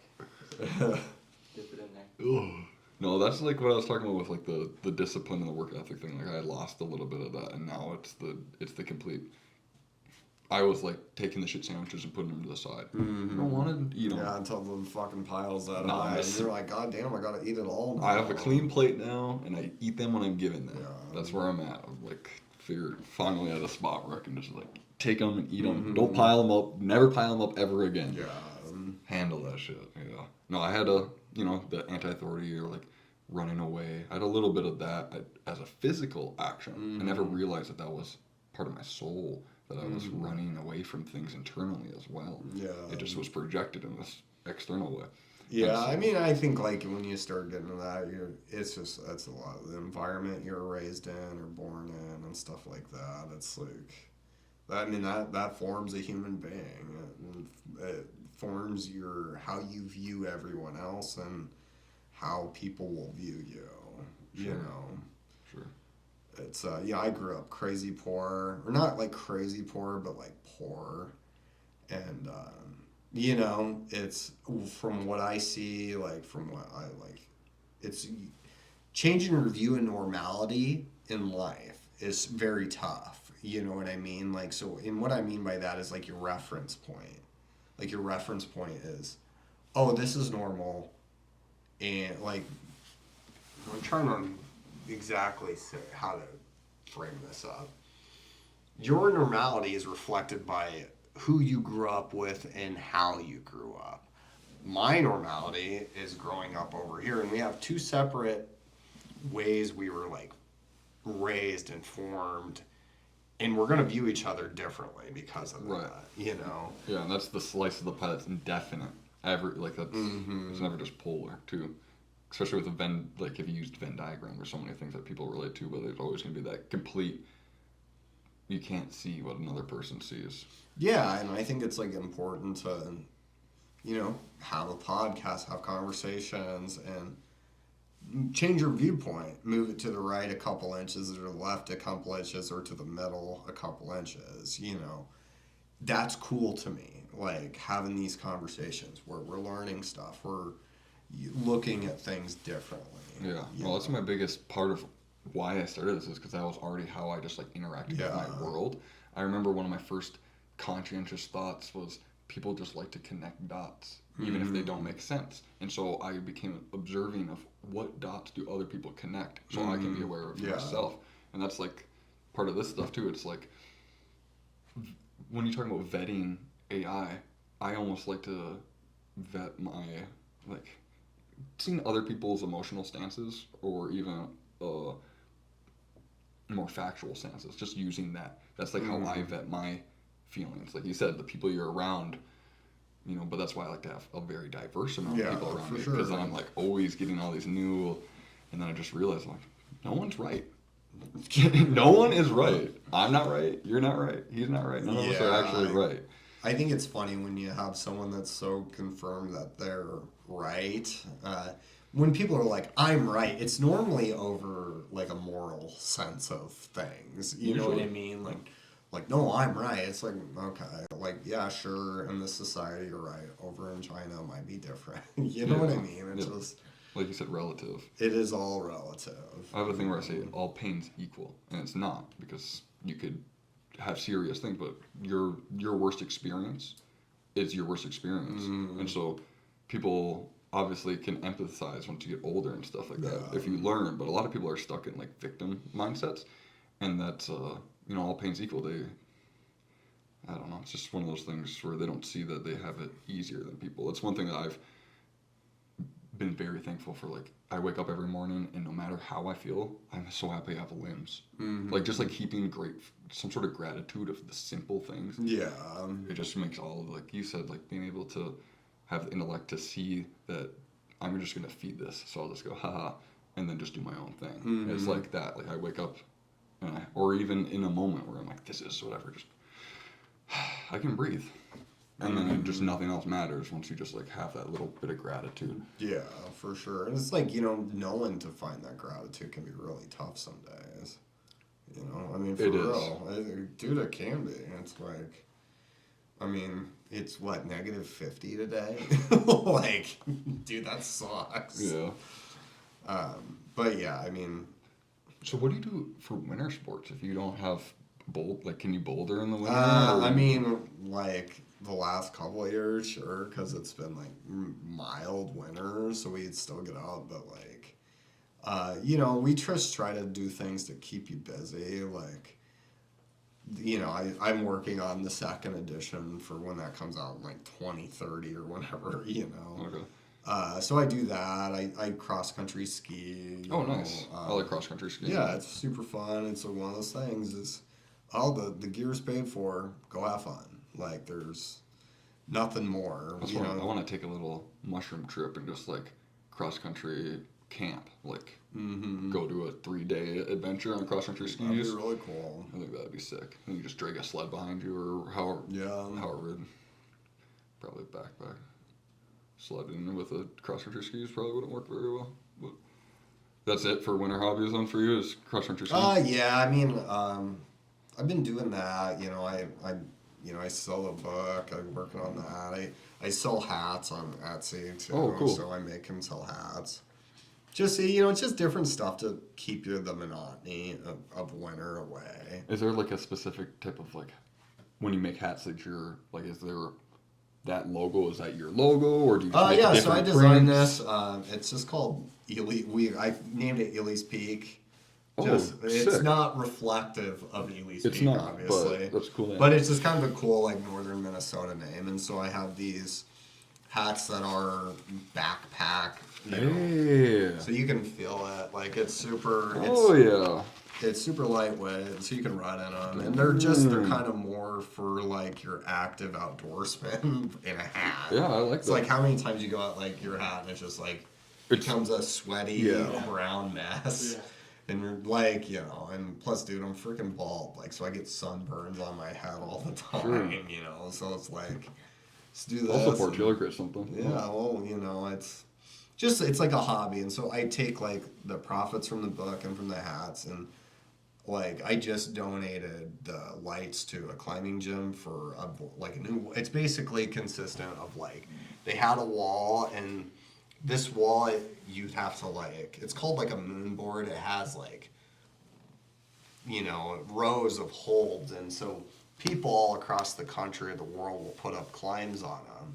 And so then you can go to the app and you can look at what holds to use. Well, I just downloaded, or I donated the lights for it. So you'll pick up your phone, you'll walk up to it, you'll hit what route you want to climb, and the lights will pop up below the holds to show you what That's cool. holds to do. So with the book and with the hats I sell, I try to put the money back into the community because it's something I'm passionate about. So That's cool. we just donated. It was like $800 from our company to do that. And so Dang. it's a passion. That is obviously Yeah. you're putting in wanting to actually help your community into it, not just taking it as like, oh, this is something I do. That's where the real passion comes in. Is to I mean, implement it's it and bring like people in. That's cool. That's I awesome. am net negative on everything I do. Like this book, like, and you can bleep out the number, but I mean, it was $10,000 to print it. Like, I paid for that out of pocket. Like, it's not like I had a publisher. I created a publishing company. Nice. Wow. You know, that's how important that shit is to me. Like, Was it hard to get it public for you to, like, when you get stuff published, do you have to get it, like, secondly checked by somebody else? well, and you know, like there's a couple mistakes in here that I found like afterwards. Yeah. You know, and it's just like one of those things where you're like, "Fuck," you know. I just went through the. I've made music for 2 years, but Mm-hmm. actually, this last project, the 2 songs, I actually went through the distributing and like making my own record, like on my own record Yeah, label and that's stuff what like you that. have to do now. And I get that it's definitely a commitment to like learn these little loopholes. Like, all right, Exactly. And then I got to do taxes, you know, for owning your own company. Yep. And that shit's nothing scarier than the federal government to me, you know, because they always get their money. Yeah. You know. As even if you didn't make revenue, do you still have to pay taxes? Well, I mean, I Or you technically only made revenue. I still I have inventory, you know. Sure. You know, it's just one of those things where, you know, I'm still net negative. Like, I'll be net negative until probably next year.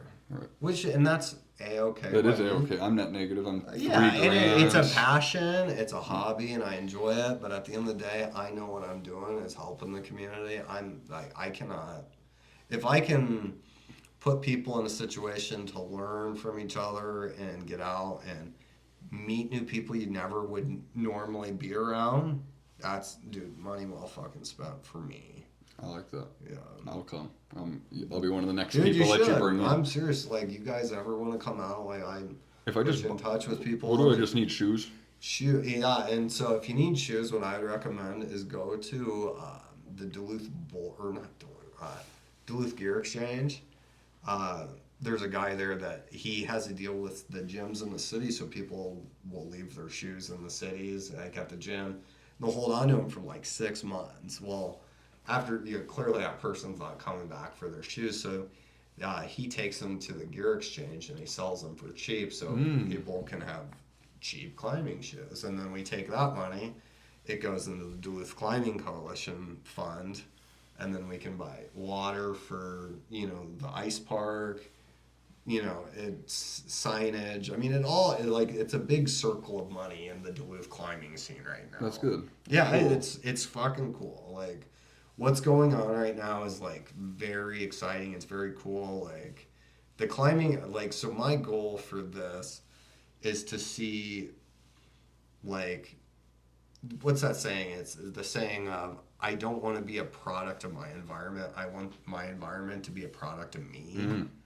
And that's how I feel about it. Like, okay, I see these things that I know I can improve on, and that's what I'm doing. That's awesome. what we collectively are trying to do as a group. If we can ever quit infighting and get together and be, it's with any sort of thing, there's always some sort of drama.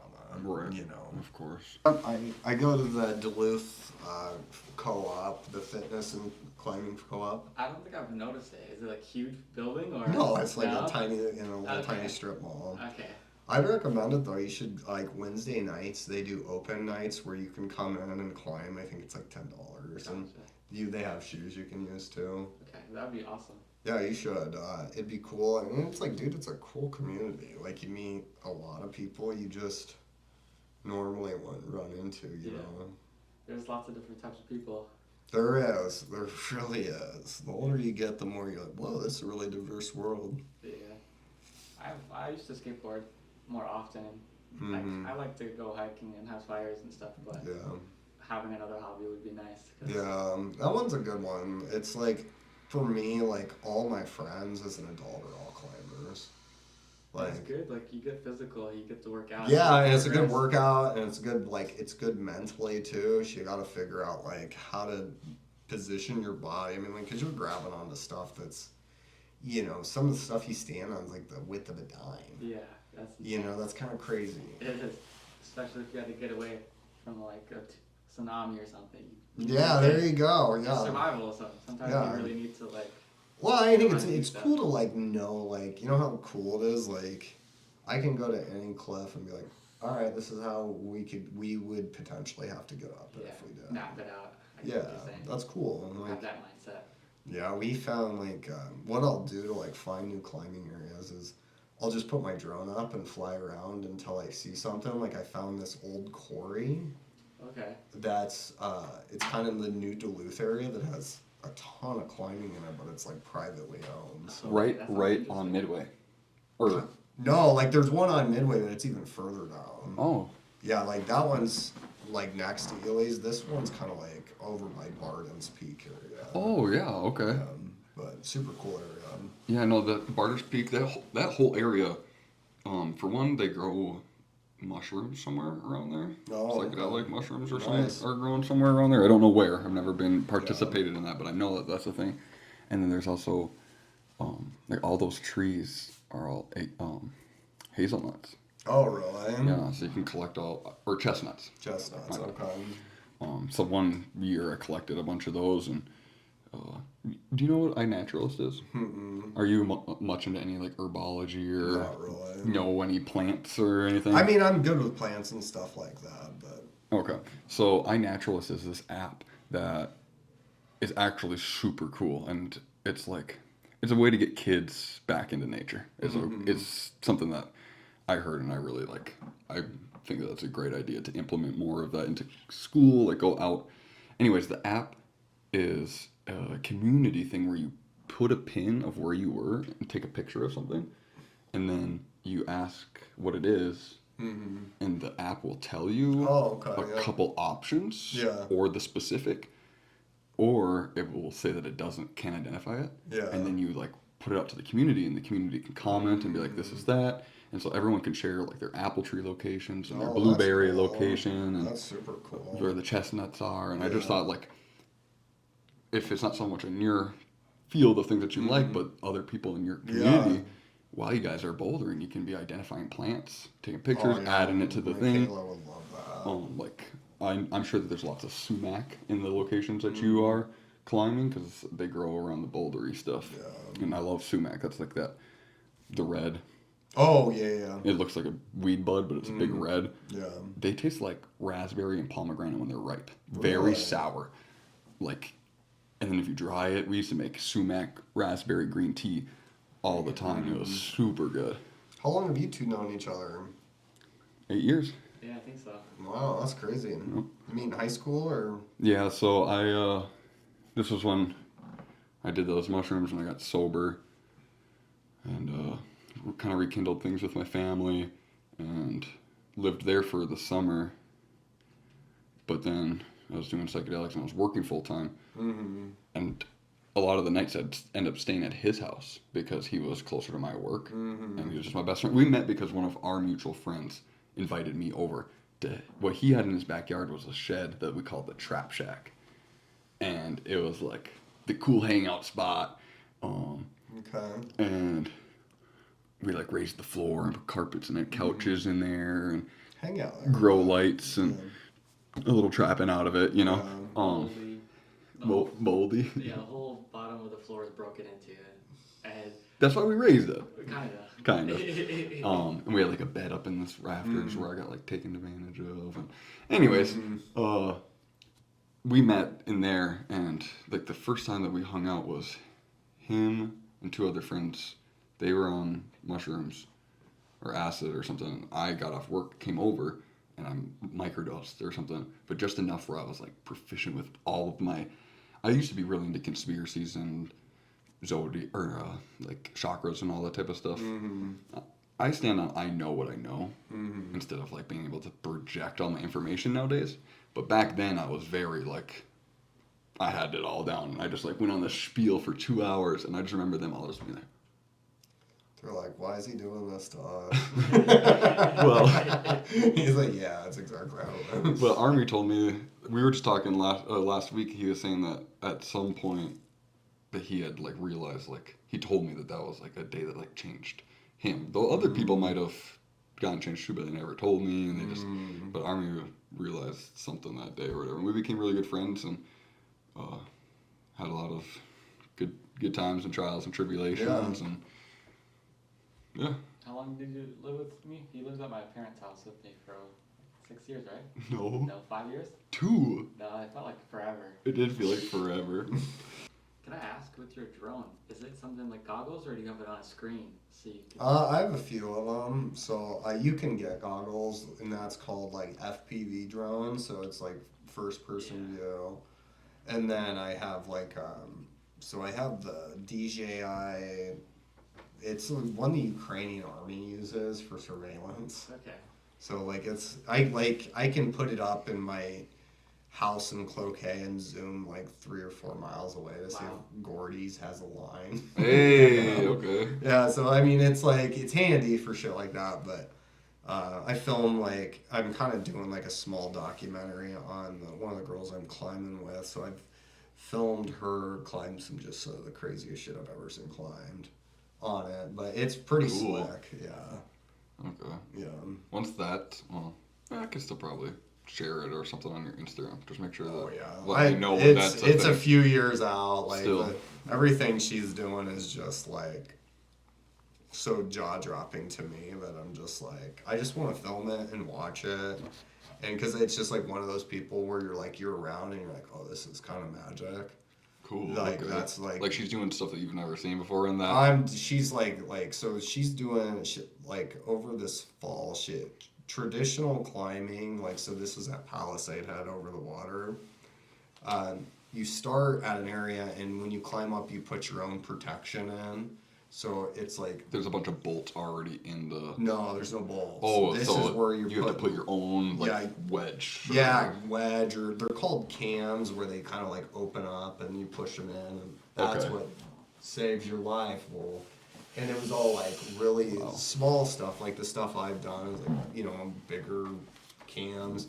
Stuff she was like falling on was like smaller than my pinky, and so like I watched her do that, Wow. and it was the climbing grade was a 512B on gear, like that's like any climber. What's the 5 and the 12? So it's the 5.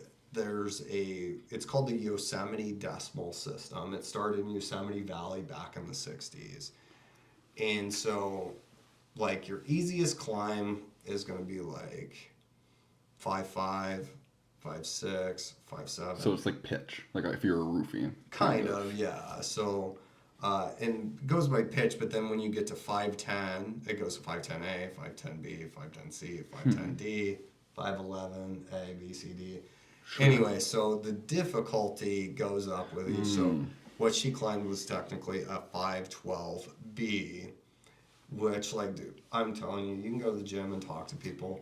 Their best days on, like, it's like people do not climb 512 very much. It is a very hard thing to do. Once you start climbing it, you're kind of like that upper echelon. It seems like the climber. both of the most extremities. Yeah. What's the highest number for 12? I believe Because 5 is the highest for the so pitch. It'd be 515 is the hardest 15. that's ever been climbed. 15F? Where's the letter? 15D, I think it 15D. is. And so, you kind of get into that, like, that's obviously, like, Wow. their top, there's maybe 20 people in the world who can climb that. That's craziness. So Dang, so she's very skilled. well, she's skilled. She's like, she's probably one of she's the best female trad climber in Minnesota right now. And that's insane.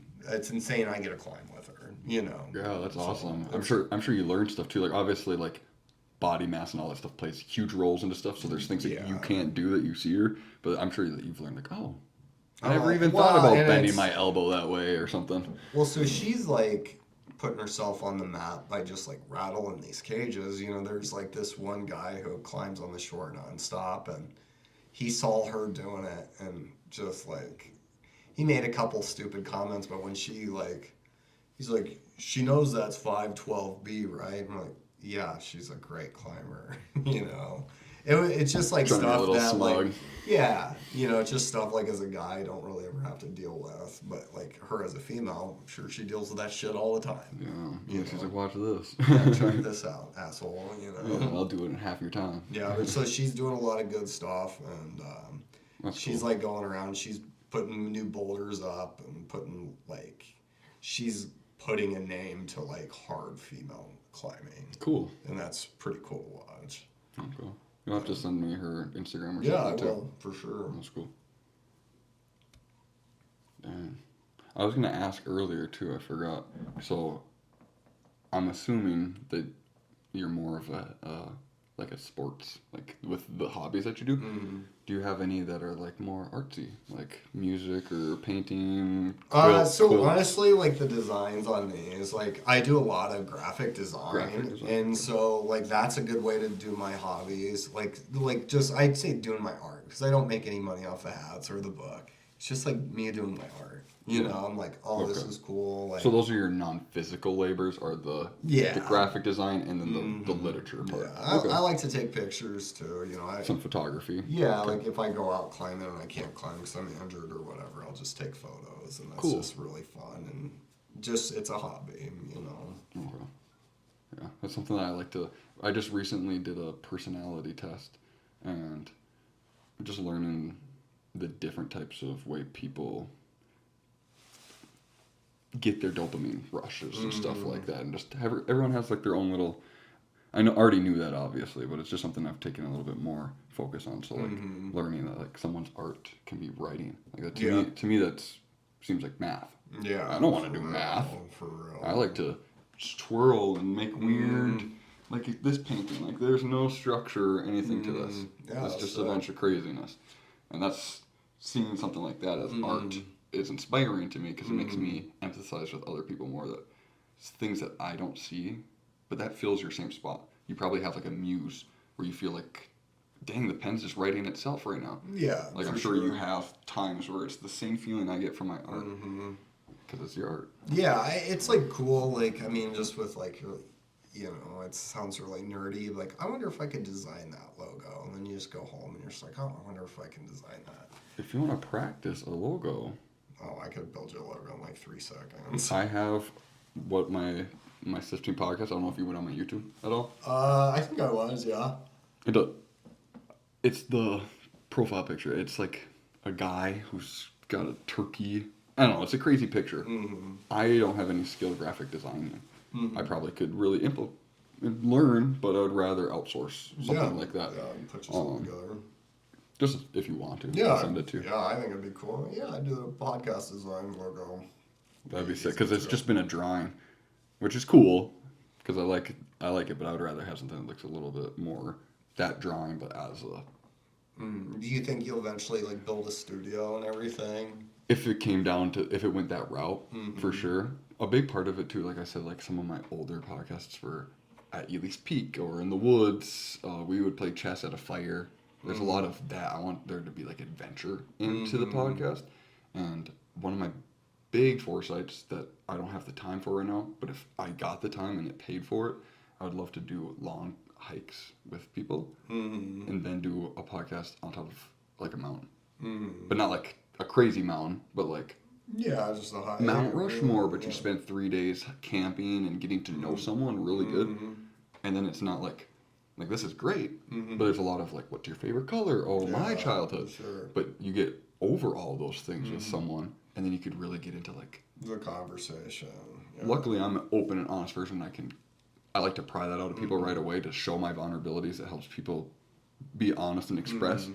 But having that long term, I think would be like I could do both sides. You know, Yeah, I can have sure. a studio, but then I could also do like a 3-day vlog of hiking and cooking food because I make bushcraft videos too. Yeah, okay. So I could do like a 3-day bushcraft video with someone, or even Army, and we could do a podcast while we're. And it's 2 different forms of entertainment or media. You know, I get like all my outdoor stuff, which I really love. If it was up to me, if I could just have a bunch of money and own property, I would never be public.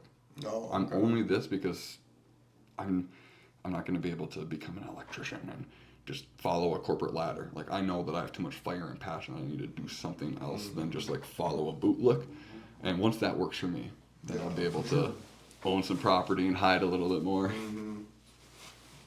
How many graphic designs do you have? Like, do you have more hats that have different logos? Yeah, I have a bunch of hats on my Etsy. Like this one, like I put on. This one isn't put out quite yet. I have a bunch of them at home. I just haven't put them online yet. It'd be cool to check them out. I don't know what your website is. If you could send it. It's on my profile at their Instagram, so Yeah, check it out there. I'll send it to you, and it'll be also in the bio of this. Yeah, it's I mean, it's fun. It's a hobby. You know, we do a bunch, and planning on this year with Boulderthon. I think we're gonna do a specific design for just Boulderthon. That's the bouldering competition in Duluth this year. Is there other events that you go to besides that? So I'm heading to I do a couple like climbing comps. I'll go to those and kind of huck bucks and just try to get people to come up and climb. Yeah.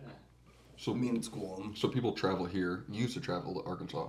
Are there places that you still travel to, or since you're here, you just found what you need and you don't go anywhere else? Honestly, that's kind of how it's been. Like I came here and I pretty much it scratches all my itches I need for that. Like I used to spend time in Utah every spring to go climbing, and then once over the winter we'd go to Arkansas. Winter, spring would come, we'd go to Utah, climb out in Utah or Arizona or anywhere like it was warm, and then we'd move over to like, okay, now it's getting warm up north, now we can go up the shore. So then we'd travel up to Duluth or Finland and go climb, and then we would you just follow the weather patterns. The one shitty thing about Iowa is like there's no rock, but you're centralized enough. You're like, okay, it's 7 hours to Arkansas, it's 7 hours to Duluth. We go to Devil's Lake, which is 4 hours. You could go to Mount Rushmore, which is 11. Like, sure. You go to Colorado, it's 10 hours. So like, I all those hours are pretty much spot on for Des Moines. Like, okay. We always had like a way we would go. Like, if we had plans, like, okay, it's raining in Kentucky, so we'll go to Duluth. Sure. Yeah, follow the weather pattern, but have all these different options. Yeah. Okay. So, but now, like, I'm just like, I climb 3 days a week outside, and from basically March till December, and so I pretty much get all those. But me and Mara, I was talking about we've been going to Canada. We've been working on some projects up in Canada, so just always doing something. Do you have a favorite spot that you like to go to for climbing? Like, you have like one like that's my favorite? Honestly, this sounds kind of bizarre, but like the North Shore, like climbing on those cliffs over that water, it's just like where it's just aqua blue. Yeah, it's just like you can't. Like, where else in the world can you do that? Yeah, by like Split Rock, like out in that area. Like Palisade Head, yeah. It's gorgeous. It's just like, it looks like you're climbing in Greece.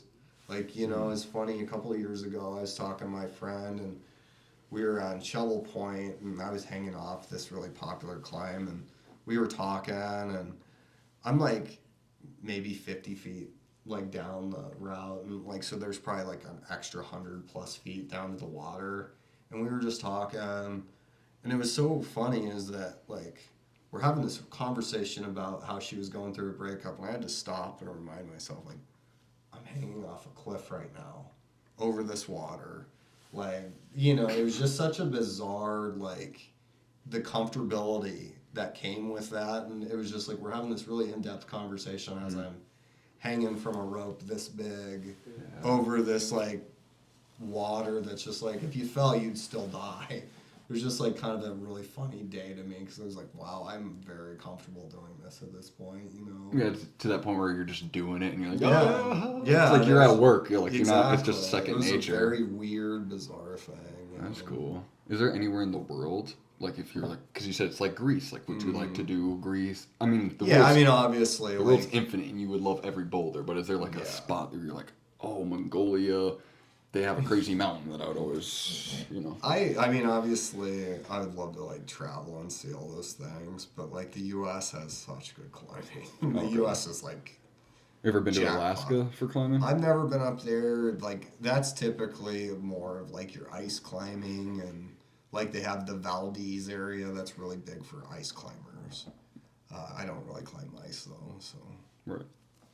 Have you, obviously, like you said, you're doing the ropes on on that. Have you ever done like free solo stuff, or do you only do that when you're doing bouldering? So like, yeah, free soloing, it's not like a thing. Like the best free soloists are typically dead, you know. Like That's what I kind of thought. I didn't like think it was Alex common. Honnold's obviously he's the best that's ever lived, and there's no debate on that for soloist. But no, that's nothing.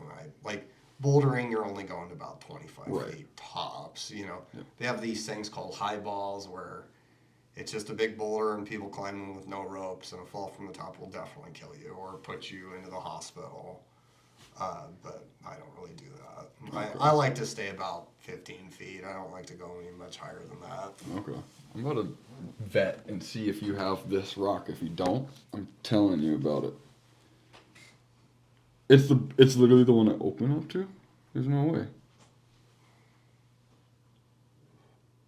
Is this Avery boulder right next to train tracks? Yep. That's so crazy that it's the page I opened That is up to. pretty strange. That's super weird because we used to call this big rock. And there's like a little spot you can kind of go underneath in it. Yep. And we would, if it was raining, that's where we would smoke. Yep. That's so cool. That's weird that it's the page I opened up That's to. strange. That's what I'm talking about. Some things. I don't know when they say this. Don't connect dots. Mhm. Don't connect dots, Miles. Right. But when something like that happens, I'm like, what the fuck? It always stumps me. Mhm. Yeah. I don't know what else to talk to you about specifically on the book. Like, is there anything that you wanted me to ask you that I didn't? I feel Not like you really. projected a lot of like Yeah. your goals and wishes and stuff I mean, like that. I think like that's. I mean, I could talk all day about all the fucking goals I got. I mean, I have so many goals. Okay. Who knows if we'll ever get to all of them, but Yeah. probably not. Okay. I just wanted to make sure that like.